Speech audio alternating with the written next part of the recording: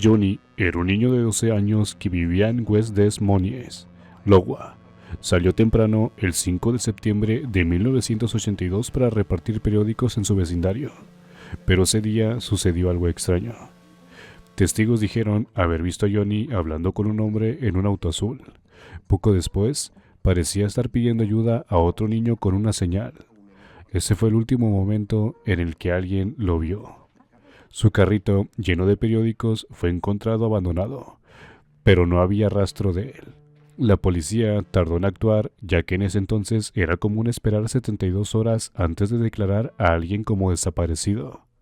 Aproximadamente 6 meses después de su desaparición, una mujer informó que había visto a un niño en una esquina, sin aliento y pidiendo ayuda. «Mi nombre es John David Gosh», le dijo, antes de que dos hombres lo sujetaran y lo llevaran a la fuerza.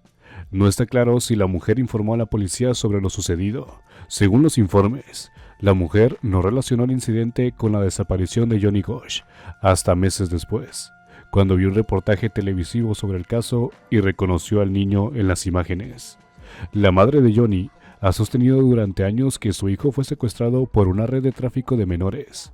Asegura que Johnny llegó a su casa en 1997, ya adulto, junto con otro hombre. Le dijo que había sido víctima de trata, pero que no podía quedarse ni revelar dónde estaba. No hay pruebas de esta visita, pero la madre se mantiene firme en su historia. Paul Bonacci, un pedófilo convicto, dijo que había ayudado a secuestrar a Johnny como parte de una operación de tráfico de personas. Su historia coincidía con algunos detalles del caso, pero nunca se confirmó nada. Su caso fue uno de los primeros en usar fotos en cartones de leche para buscar a los niños desaparecidos. Hoy en día sigue sin resolverse.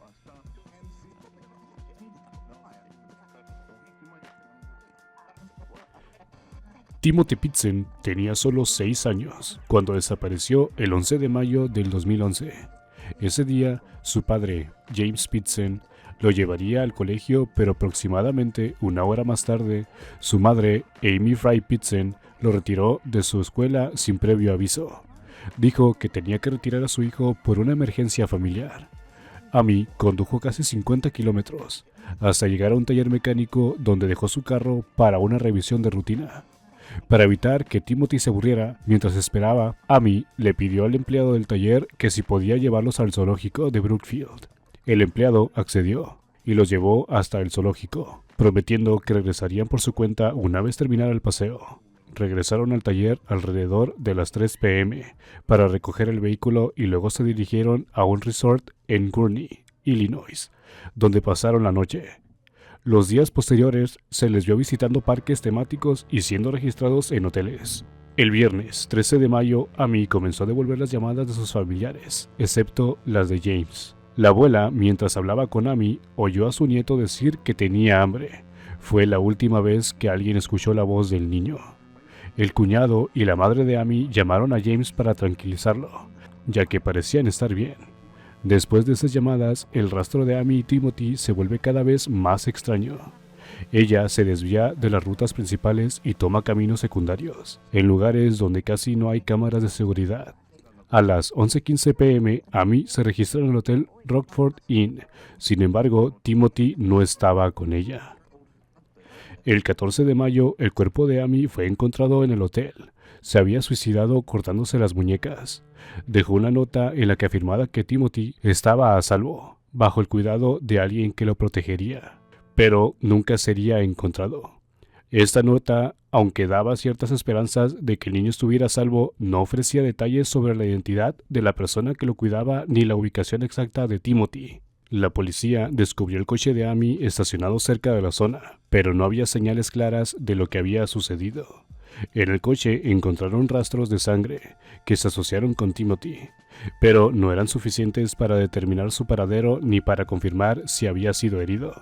A pesar de una búsqueda masiva en toda la región, no se encontró ninguna pista clara sobre su ubicación.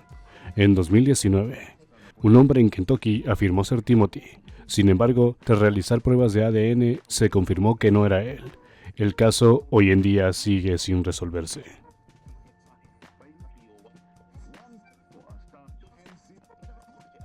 Natalie era una joven de 18 años. Desapareció el 30 de mayo del 2005, mientras estaba de viaje con sus compañeros de clase en la isla caribeña de Aruba para celebrar su graduación de secundaria. La noche de su desaparición, Natalie salió con amigos a un club nocturno llamado Carlos Charlie's. Fue vista por última vez saliendo del club junto con Joran van der Sloot, un joven holandés que tenía 17 años en ese momento, y dos de sus amigos, los hermanos Kalpoe. A la mañana siguiente tenía previsto volar de regreso a casa, pero no se presentó para su vuelo. Sus amigos denunciaron su desaparición. En las horas posteriores a su desaparición, comenzó una intensa búsqueda, pero sin embargo, Natalie nunca fue encontrada y no había rastros de ella, lo que llevó a los investigadores a sospechar de un crimen. El principal sospechoso fue Joran. Inicialmente afirmó haber dejado a Natalie en su hotel, pero luego cambió su historia varias veces, lo que generó sospechas. Fue arrestado en múltiples ocasiones, pero nunca condenado por su desaparición debido a la falta de pruebas concretas. Los hermanos también fueron arrestados y liberados debido a las pruebas insuficientes. Ambos afirmaron que dejaron a Natalie con Joran esa noche. En 2010, Joran fue arrestado en Perú por el asesinato de una joven llamada Stephanie. Ocurrió exactamente 5 años después de la desaparición de Natalie. Durante los interrogatorios, Joran dijo varias veces que sabía qué pasó con Natalie, pero nunca dio una historia clara ni pruebas. En 2023, Joran fue extraditado a Estados Unidos porque intentó extorsionar a la familia de Natalie. Les prometió información sobre dónde estaba su cuerpo a cambio de dinero. Durante el juicio, confesó que mató a Natalie. Dijo que la golpeó durante una pelea y que luego tiró su cuerpo al océano. Fue condenado por la extorsión, pero no por el asesinato. Hasta ahora no se ha encontrado el cuerpo de Natalie.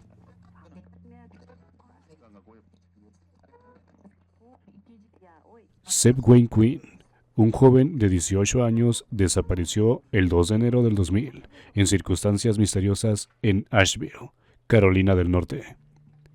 Seb quedó con Robert Jason Owens, un compañero de trabajo en Walmart, para ir a ver un automóvil que Seb planeaba comprar. Salieron en vehículos separados alrededor de las 9 de la noche.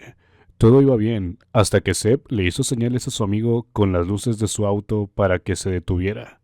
Cuando se encontraron, Seb le dijo a Robert que había recibido una llamada que no pudo contestar, por lo que se detuvieron más adelante en un teléfono público para que Seb pudiera devolverla.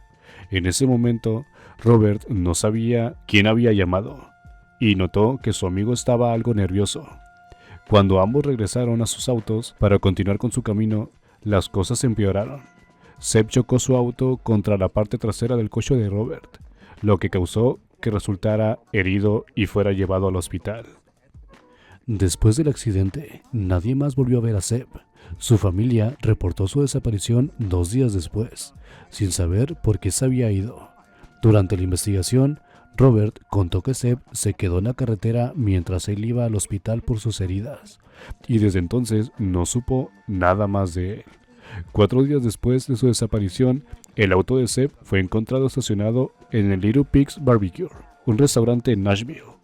Según la familia y amigos, él no tenía motivos conocidos para estar en ese lugar.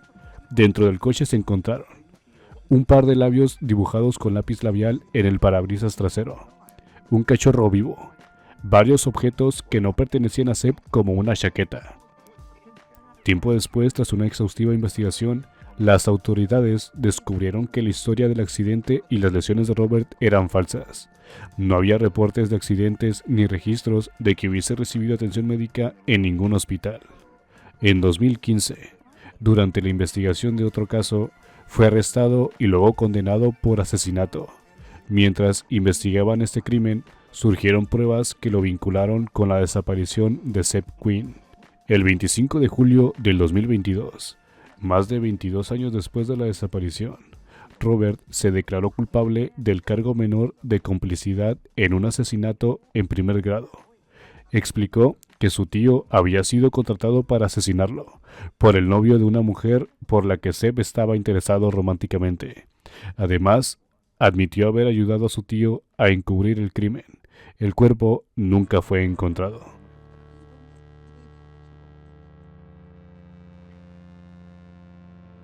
Amelia Earhart desapareció el 2 de julio de 1937 mientras intentaba dar la vuelta al mundo en avión. Junto con su navegante Fred Noonan, estaban volando hacia Howland Island, una pequeña isla en el Pacífico, cuando se perdió el contacto con ellos.